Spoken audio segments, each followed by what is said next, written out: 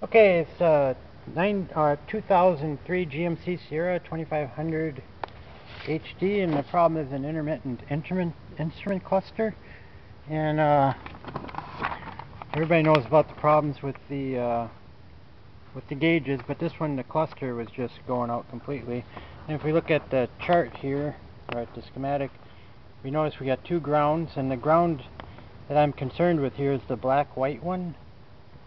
And what I did is I hooked up I got the scope just on voltmeter, and I got it hooked up to that black-white ground on the instrument cluster side. And as I just move that ground wire around a little bit, we can see that the voltage variation just as I move that ground wire around.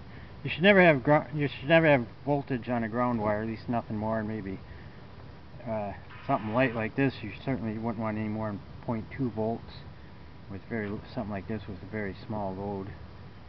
So that's her problem, is that the cluster is actually okay, and I kind of took this thing apart for nothing. I was expecting to kind of find a busted solder joint or something, but all it is just the terminal on the wire connector, and the wire going into the back there is just loose. And all you gotta do is just wiggle that wire, and you can see the voltage.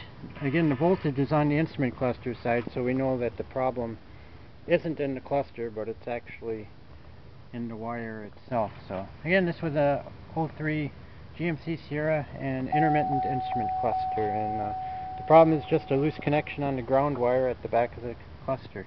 And this is just basically just showing you voltage drop across the circuit here. So you can see she's pretty much either she's hitting or she's not hitting, and you can see that